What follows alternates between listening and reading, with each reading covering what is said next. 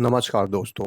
आज के resource talk में चर्चा का विषय है इंडिया की एक ऑटोमोबाइल फैक्ट्री में नॉन वैल्यू एडेड एक्टिविटीज के रिडक्शन का इम्पैक्ट, या कहें तो रिसोर्स ऑप्टिमाइजेशन का इम्पैक्ट। आज हम चर्चा कर रहे हैं श्री वी पूर्णाश्री व डॉक्टर एच रामाकृष्णा द्वारा लिखित केस स्टडी, जिसमें इंडिया की एक ऑटोमोबाइल फैक्ट्री के बारे में बताया गया है। इसमें बताया गया है कि किस तरीके से नॉन वैल्यू एडेड एक्टिविटीज को स्टडी करके विभिन्न टूल की मदद से प्रायोरिटाइज करके कम किया जा सकता है व उसका इस कंपनी पर क्या फर्क पड़ेगा। इसके लिए उन्होंने एक ऑटोमोबाइल फैक्ट्री को चुना है जो मुख्यतः 70-80 पीस किसी एक प्रोडक्ट के हर महीने बनाती है, मगर उस प्रोडक्ट की पर मंथ डिमांड करीब 100 पीस की है। अब सवाल यह आता है कि इस डिमांड सप्लाई गैप को कैसे भरा जाए। क्या कंज्यूमर को वेट करने के लिए कहा जाए, या इतनी क्वांटिटी को कहीं बाहर से आउटसोर्स करके बनवा लिया जाए, या मैन्युफैक्चरिंग कैपेसिटी को बढ़ाया जाए, या वर्तमान रिसोर्स यूटिलाइजेशन को स्टडी करा जाए और अगर संभव हो तो ऑप्टिमल रिसोर्स यूटिलाइजेशन के माध्यम से इसी फैक्ट्री में 100 पीस पर मंथ की प्रोडक्शन की जाए। पहली तीनों बातों के मुकाबले रिसोर्स यूटिलाइजेशन स्टडी को प्रेफरेंस दिया गया और इस फैक्ट्री में इसको अपनाया गया। इस केस स्टडी में उन्होंने problem identification, time study, value stream mapping, current तथा फ्यूचर दोनों, Pareto study, root cause identification के साथ साथ लीन टूल्स व काइजन एक्टिविटीज का भी इस्तेमाल किया है। इस पूरी प्रक्रिया के दौरान पाया गया कि वैल्यू एडिड एक्टिविटीज 43% हैं, नॉन वैल्यू एडिड एक्टिविटीज 51% हैं तथा लॉस 6% है। यानी कि अगर हम कहीं कुछ कर सकते हैं तो 51% नॉन वैल्यू एडिड एक्टिविटीज को ही कम करने पे काम किया जा सकता है। इससे यह पता चलता है कि अभी इसी प्रोडक्शन यूनिट में अपनी प्रोडक्शन को दुगना करने की भी गुंजाइश है। वैल्यू स्ट्रीम मैपिंग तथा पारेटो चार्ट के द्वारा यह देखा गया कि केवल 2 एक्टिविटीज पर फोकस करके ही हम एनवीए को 20% तक कम कर सकते हैं, जिसकी वजह से एनवीए 51% की जगह 31% रह गया है।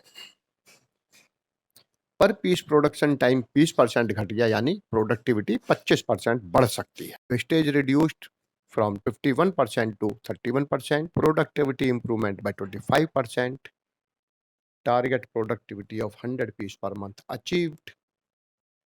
It will cause retained and satisfied customer, cheaper product, increased profitability, industrial growth, improvement in national GDP and GNI, employment growth, societal happiness। इसमें उन्होंने बताया है कि वेस्ट रिडक्शन का प्रोडक्टिविटी पर क्या प्रभाव पड़ता है। आप देख रहे हैं कि जैसे जैसे एनवीए रिड्यूस हो रहा है, प्रोडक्टिविटी बढ़ रही है।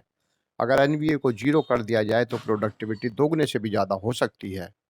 यहाँ सवाल यही है कि हो सकती है, हम कितना एनवीए को कम कर पाते हैं, कितनी प्रोडक्टिविटी को बढ़ा पाते हैं, ये हमारे हाथ में है। इसमें और कई पैरामीटर्स काम करते हैं।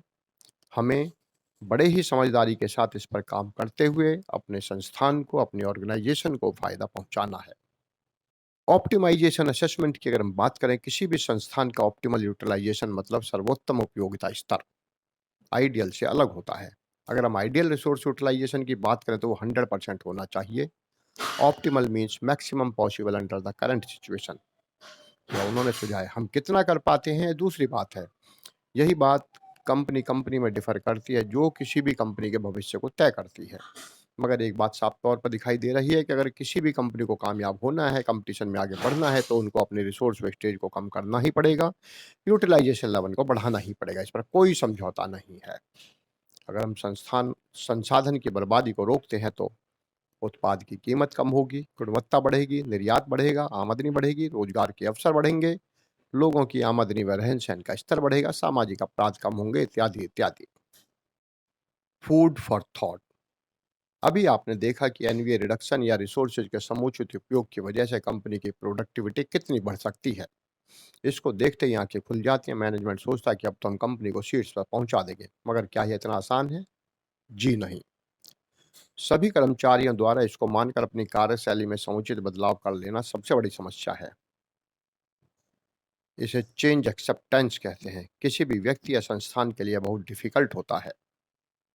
अगला सवाल आता है कि अगर किसी जूनियर या मिडिल लेवल कर्मचारी को कुछ उपाय सूझता है, तो क्या टॉप मैनेजमेंट इसको मानकर लागू करता है?